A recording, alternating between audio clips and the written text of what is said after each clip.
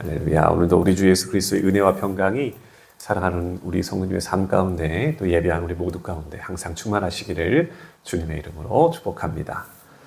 오늘은 다시 사랑 앞에 서다라고 하는 제목으로 주의 말씀 증거합니다. 그러면 우리는 1월을 시작하면서 우리 다시 하나님 앞에 섭시다라고 하는 그런 주제로 예배를 시작했습니다. 근데 여러분 생각해 보세요. 벌써 1월의 셋째 주예요. 당연하다고 느껴지시는 분도 계시지만 저는 좀 놀랐습니다. 벌써 1월의 반을 지나고 있었던 거예요. 어떤 마음이 들었냐면 분명히 시작이다라고 생각은 했는데 어느 순간 돌아보니까 벌써 이만큼 지나고 있는 거예요. 여러분, 시작이라는 것은 늘 지나쳐버리는 그런 아쉬움이 공존하게 되는 것 같습니다. 제가 이번 주 한 주에 참 어처구니 없는 일을 하나 경험했는데 이런 겁니다. 제가 설교하려고 이렇게 책상에 이렇게 앉았어요. 그런데 안경이 안 보이는 거예요. 어디 갔지? 안경 어디 갔지? 금방 찾을 수 있을 것 같아서 조급한 마음도 없었죠. 책상을 좀 뒤적거리고 안경을 더 쓸 만한 익숙한 공간을 찾기 시작합니다. 여러분 아시잖아요. 안경 쓴 사람들, 안경 없으면 어때요? 불편한 것 뿐만이 아니죠. 그죠? 좀 작업 같은 거 하려고 하면 안경 꼭 필요하거든요. 점점점 마음이 답답해 오기 시작하는 겁니다. 이제 거실로 나오는 거예요. 거실엔 다 뒤집어, 그죠? 난리를 피우고 있는 겁니다. 그런데도 없는 거예요. 식탁 밑으로 떨어졌나? 식탁을 밑을 기어서 들어가서 찾아보기 시작합니다. 나오질 않는 거예요. 없는 거예요. 결국요, 온 집안을 쑥대밭으로 만들고 찾았을까요? 찾았겠죠, 그죠? 아니요, 못 찾았습니다. 땀이 비 오듯 나기 시작했습니다. 저 좀 몸이 열이 많으니까. 온몸이 그냥 땀으로 젖은 거예요. 잠깐 그 안경 찾겠다고. 그래서 좀 포기하고 세수해야 되겠다라고 거울 앞에 딱 서 있는데 깜짝 놀랐습니다. 너무 당황스러웠습니다. 안경이 어디 있었을까요? 네? 눈에 있었을까요? 그러면 제가 이렇게 속상하지도 않죠. 안경이요? 여기 이렇게 있었어요. 이렇게 있었어요. 그러니까는 세수하겠다고 이렇게 잠깐 나와서 이렇게 해놓고 씻은 것 같아요. 그리고 닦고, 자, 준비해보자. 안경이 어디 갔지? 그러고 계속 찾은 거예요. 이게 안경이 제가 그 찾는 동안에 좀 떨어지거나 그랬으면 좀 그랬을 텐데, 이 안경이 떨어지지 않았으니까, 제가요, 그 거울 앞에서도 그 땀이 범벅돼가지고, 웃을 일이 아닙니다. 제가 정말 제 이름을 부르면서 진원아 네 머리 위에 있네 이랬다니까요. 여러분, 근데 그 안경을 찾고 다시 제 눈에 다시 이렇게 정돈하면서 쓰는 순간에 제가 좀 깨닫는 게 있었습니다.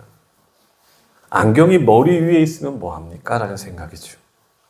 결국은요, 내 눈앞에 딱 내려와야 글자도 보이고 내가 가고자 하는 그 방향도 보이고 또 목표, 그 지점도 보이게 되더라는 거예요. 머리 위에만 딱 두고서요, 뭐 하는 거예요? 왜 안 보이지? 왜 세상에 안 보이지? 라고 아무리 우리가 외친다 하더라도 그거는 여러분들이 아까 웃은 것처럼 그런 우스운 외침밖에는 안 되더라라고 하는 거죠. 여러분, 바로 이게 우리의 모습이 아닐까라는 생각을 좀 해봤습니다. 하나님의 사랑을 모른다라고 할 수는 없습니다. 우리는 하나님의 사랑을 알아요. 하나님 나를 얼마큼 사랑하시는지, 하나님 나를 절대로 포기하지 않으신다는 것 우리가 너무나 잘 알고 있습니다. 그런데 우리가 교회를 이미 오래 다녔고 수없이 들었음에도 불구하고 여러분, 우리가 실패할 때, 내 삶에 어려움이 닥쳤을 때, 내 마음에 한 줄기 빛조차 들어오지 못할 만큼 아주 내 마음이 캄캄해졌을 때 왠지 그 사랑은 내 눈에 보이지 않게 돼버립니다. 무슨 말이에요? 사랑은 내 안에 있는 거예요. 이미 있어요. 내 머리 위에 있는 거예요. 근데 나는 어떤 생각인 거예요? 나는 안 된다. 나는 실패했다. 라고 하면서 내 인생을 흐릿한 눈으로만 보고 있더라. 라고 하는 거죠. 여러분, 오늘 본문의 말씀은요, 특별히 요한복음 21장의 말씀은요, 저뿐만 아니라 우리의 삶, 어려운 삶, 실패의 삶, 우리가 무너졌던 삶, 그것보다 더한 슬픔과 아픔과 고통이 있었던 그 사람이 등장합니다. 바로 주님을 3번이나 부인했던 사람, 그리고 나는 이제 끝장이다, 나는 망했다 라고 여기면서 다시 옛날 자신이 고기 잡던 그 자리로 돌아가 버린 사람, 그 사람 누구죠? 베드로의 이야기입니다. 여러분, 그 베드로가 갈릴리 바닷가에 가가지고 어떻게 다시 예수님을 만났는지, 어떻게 그 사랑을 그가 다시 회복하게 되었는지, 그 은혜의 현장으로 오늘 본문의 말씀을 보겠습니다. 3절의 말씀인데요. 3절의 말씀 같이 한번 볼까요? 3절입니다. 시작. 시몬 베드로가 나는 물고기 잡으러 가노라 하니 그들이 우리도 함께 가겠다 하고 나가서 배에 올랐으나 그날 밤에 아무것도 잡지 못하였더니. 아멘. 여러분, 이 본문의 말씀은요, 난 다 모르겠고 나 그냥 생업으로 나 일터로 돌아가겠다라고 하는 그 선언뿐만이 아닙니다. 이 말은 베드로가 자기 자신에게 내린 결정이었습니다. 무슨 말이에요? 마음을 닫아버리겠다라고 하는 그 선언이 오늘 3절 말씀 가운데 고스란히 담겨져 있는 거예요. 여러분, 베드로는 한때 주님께 내 마음을 다 드렸습니다. 아니요, 내 삶을 전체를 다 하나님 앞에 드렸습니다. 그런 고백하죠. 내가 주를 위해서 감옥도 갈 겁니다. 내가 주님을 위해서 죽음도 나는 불사할 겁니다. 근데 결과는 어땠습니까? 가장 중요한 순간에 예수님은 너무나 연약한 모습을 보이세요. 너무도 초라하세요. 너무나 무기력해요. 그냥 질질질 끌려서 결국은 십자가에서 예수님이 죽으시는 거예요. 그 모습을 목격한 베드로는 그 자신조차 처참하게 무너져 내리기 시작합니다. 바로 예수님을 3번이나 부인하게 된 거죠. 사랑하는 성도 여러분, 저와 여러분도 그렇지 않나요? 우리가 사람에게 좀 다가간다라고 하는 것은 그만큼 무언가 기대감이 생기게 되잖아요. 저 사람이 나를 좀 알아줄까? 내 마음을 좀 알아줄까? 그런데 여러분, 사람에게 이렇게 다가갔는데 정작 돌아온 것이 그 사람의 외면이고 배신이었다라고 한다면 우리는 적지 않게 이런 결론을 내리죠. 다시는 내 마음 주지 않을 것이다. 다시는 나는 기대하지 않을 것이다. 그리고 나는 이제 적당하게 살 거야. 상처받지 않을 만큼만 그렇게 살 것이다 라고요. 여러분, 그래서 오늘 베드로도요, 다시 갈릴리 바다로 그가 가게 된 겁니다. 다시 그에게는 익숙한 환경으로 그가 돌아간 겁니다. 그것은 크게 배신이 없는 곳이고, 그리고 그곳은 크게 기대할 곳이 없는 곳이고, 그리고 익숙한 그물을 붙잡을 수 있는 곳이죠. 사람을 향한 그의 마음을 꽉 닫아버리고 이제 익숙한 자신의 일터로 꽁꽁 숨어버린 거예요. 여러분, 이 마음이 낯설지 않지 않나요? 사람에게 마음을 줬다가 상처받고 내 일에 열정을 다 쏟았다가 이미 좌절을 경험하고, 우리 안에서도 이 똑같은 이 방어 기제가 나도 모르게 작동하는 겁니다. 어떤 마음이에요? 적당히 일하지 뭐. 기대하지 말자. 마음 주지도 말자. 여러분, 우리가 상처받지 않기 위해서 무엇부터 먼저 하는 거예요? 내 마음을 먼저 닫기를 시작하는 겁니다. 여러분, 이것이 오늘 베드로의 생존 전략이었습니다. 그리고 오늘날 우리가 살아가는 우리의 생존 전략이기도 하죠. 근데 여러분, 우리가 마음을 꼭 닫고 살면 정말 괜찮아질까요? 여러분 괜찮으세요? 3절 하반절에 보니까 이렇게 기록합니다. 그날 밤에 아무것도 잡지 못하였더니. 여러분, 우리가 마음을 꼭 닫고 살면 큰 상처는 피할 수 있을지 모르겠습니다. 하지만 그 인생에는 무엇이 없어요?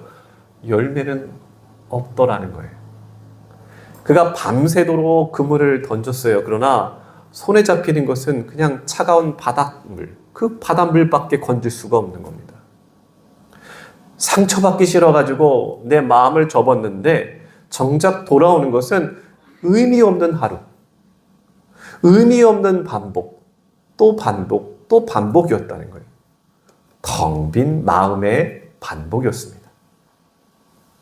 사랑하는 성도 여러분, 혹시 오늘 이 시간 예배를 드리면서 여기 계신 분들 중에 꼭 이런 상태에 계신 분이 있지는 않습니까? 상처받기 싫어서 마음을 주지 않고 살아가고 있는. 근데 여러분, 그렇게 살면 우리의 영혼이 너무 공허하지 않습니까? 그래서 내가 무언가를 갈급한 마음으로 살고 있는 것은 아닙니까? 그래서 오늘의 본문의 말씀은 베드로의 이 깊고 깊은 그 밤, 사실은 오늘 우리의 자리인 것 같아요. 우리의 밤인 것 같습니다. 근데 여러분, 그 어두운 밤에, 그 공허한 밤에 바로 주님께서 찾아오시는 거예요.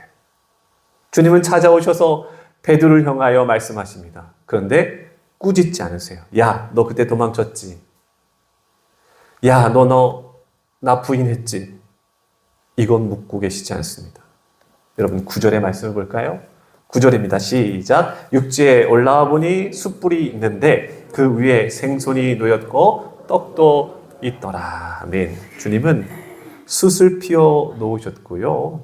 생선과 떡을 준비해 두셨습니다. 그리고 이렇게 말씀하세요. 12절입니다. 함께 읽어볼까요? 시작.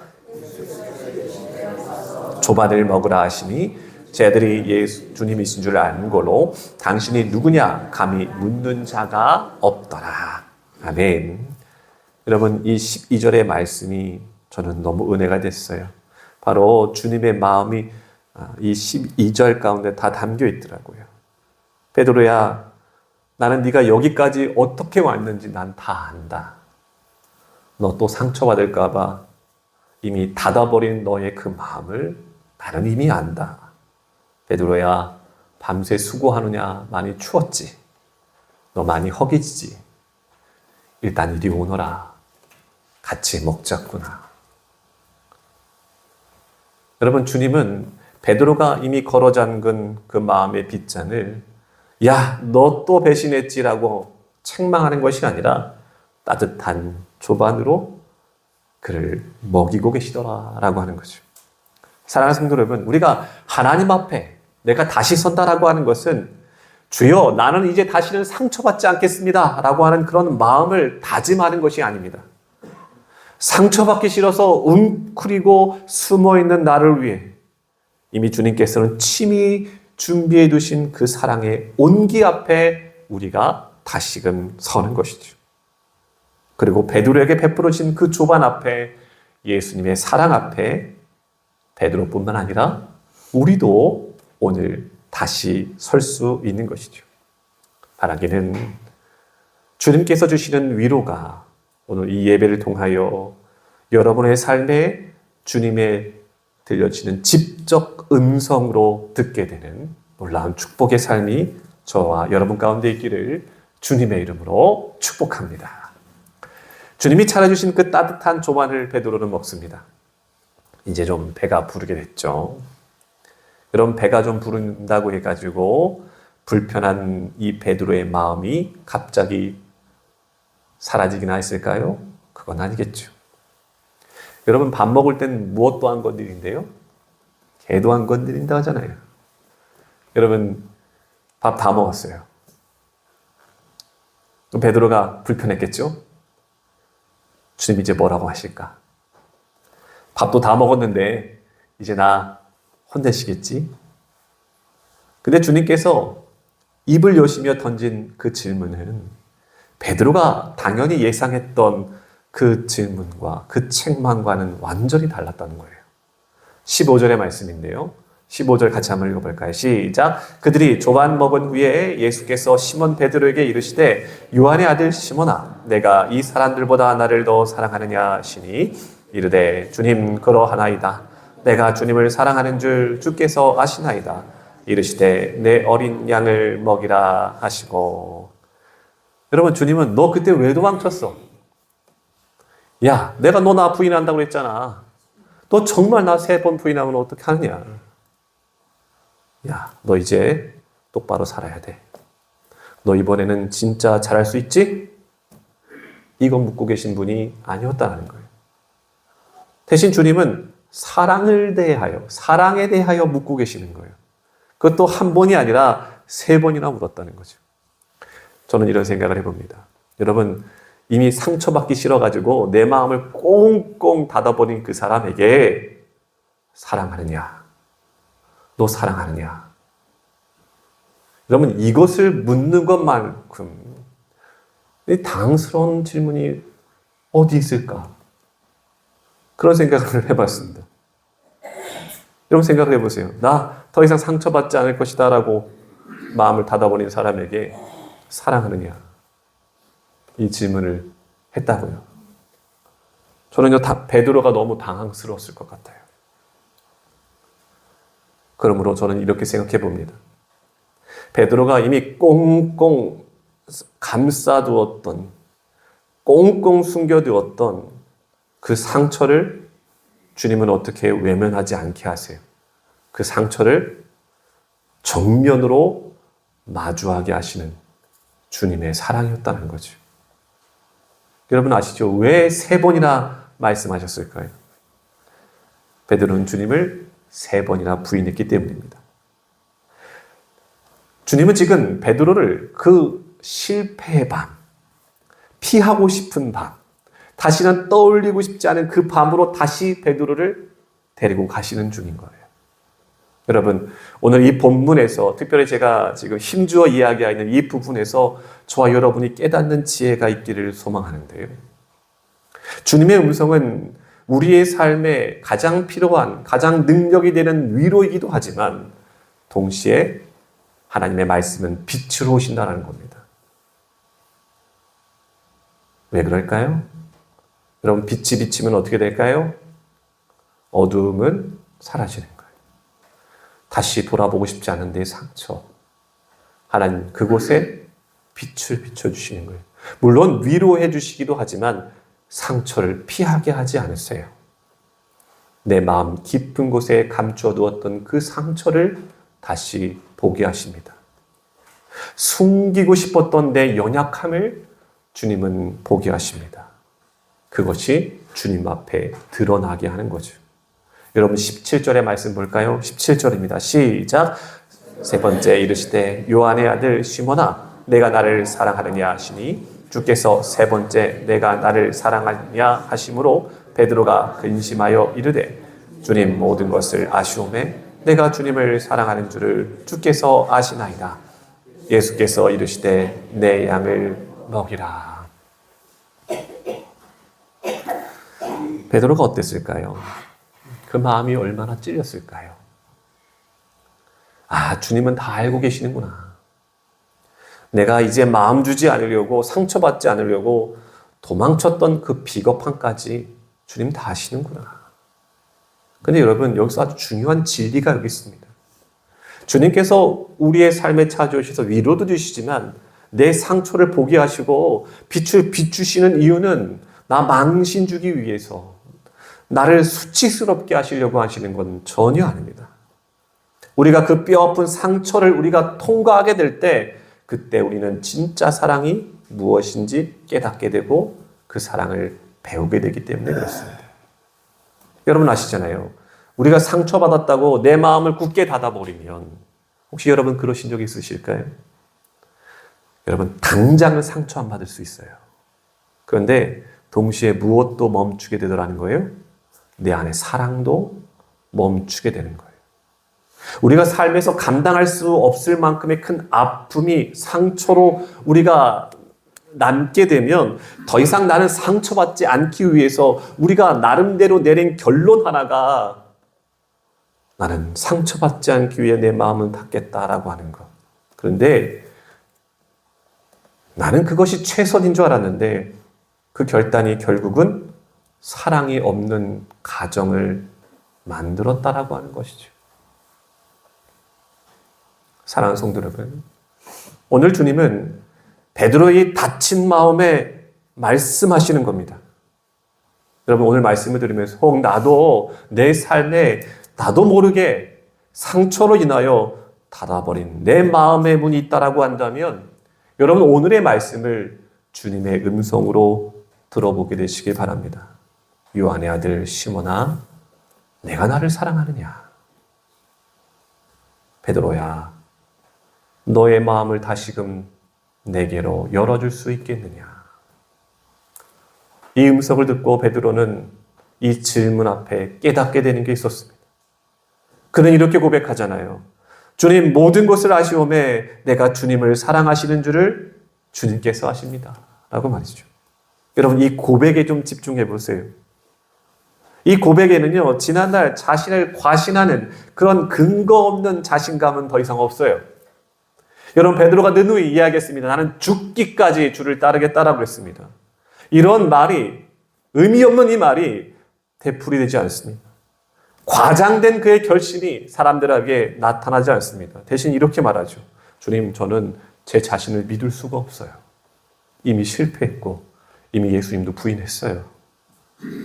제 마음이요 여전히 이렇게 연약한 사람이고 그리고요 저 다시 상처받을까 봐 너무 두려워요. 근데 주님은 제 진심을 아시잖아요 라고 하는 거예요.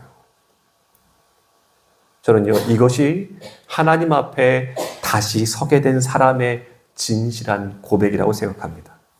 무엇입니까? 나를 너무나 잘 아시는 주님 앞에 나아가는 거예요. 내가 실패했더라도 내가 주님을 배신했다 할지라도 나를 너무나 잘 아시는 그 주님 앞에 다시 서는 것.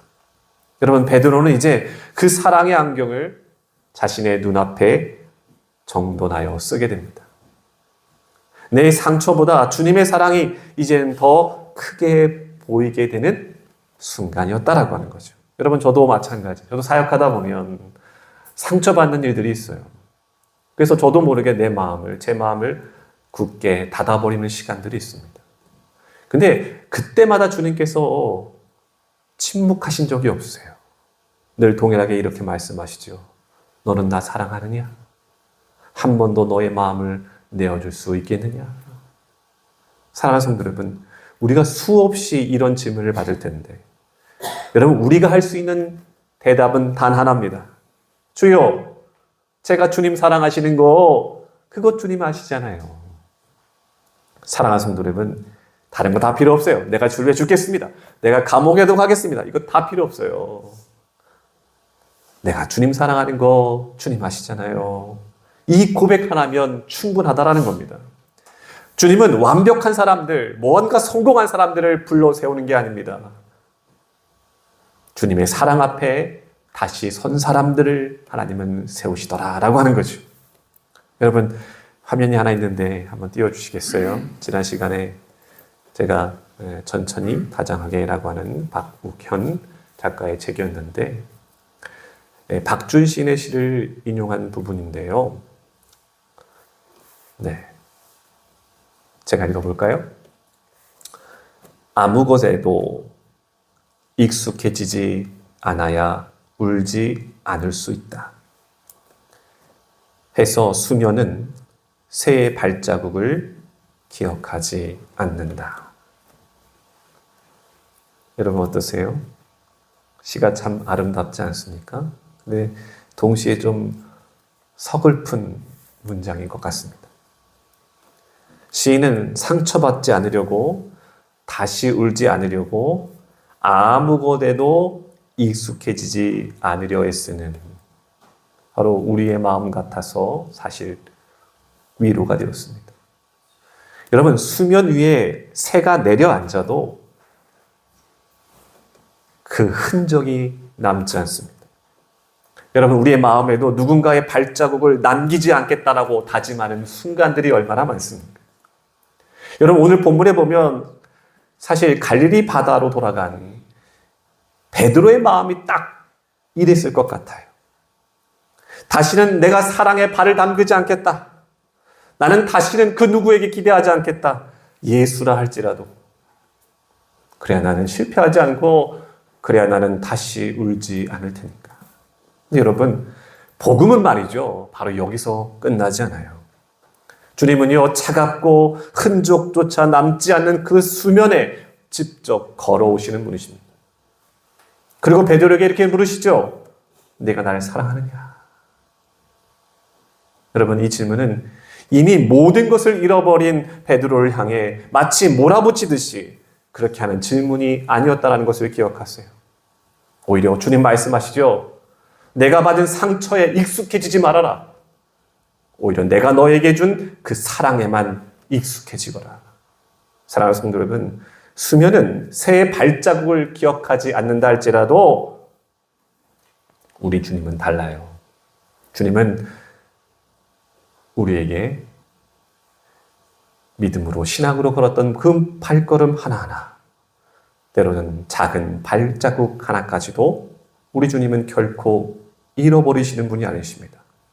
그래서 바라기는 우리의 상처까지도 모두 다 맡아주시며 사랑으로 감싸주시는 그 주님의 음성으로 위로받고 힘을 얻게 되는 저와 여러분 되시기를 주님의 이름으로 축복합니다. 말씀을 정리할까요? 여러분, 혹시 저처럼 안경을 머리에 올려둔 채 그 안경을 찾아 헤맨 적 있으시지 않습니까? 주님의 사랑을 안다라고 이야기해요. 그렇지만 정작 상처받지 않기 위하여 그렇게 방어하며 살고 있지는 않습니까? 여러분, 그 안경을 거울을 보고 발견하고 제대로 쓰게 되시길 바랍니다. 그리고 나를 위해서 이미 숯불을 피워놓고 기다리시는 주님의 얼굴을 바라보게 되시기 바랍니다. 바라기는 오늘 이 예배의 문을 우리가 마치고 나가게 될 때 울지 않기 위해 익숙해지지 않겠다. 우리의 삶에 방어를 내려놓고 주님 하시니 다시 사랑하겠습니다라고 결단하며 나아가는 그런 한 주가 능력으로 삶으로 나타나게 되시기를 주님의 이름으로 축복합니다. 여러분, 이렇게 인사하고 오늘 예배를 좀 마치겠습니다. 주님은 당신을 사랑하십니다 라고 서로 인사하시고요. 그렇게 예배를 마치겠습니다. 함께 인사해 볼까요? 시작! 주님은 당신을 사랑하십니다. 아멘. 기도하겠습니다. 사랑과 은혜가 풍성하신 하나님 은혜를 감사합니다.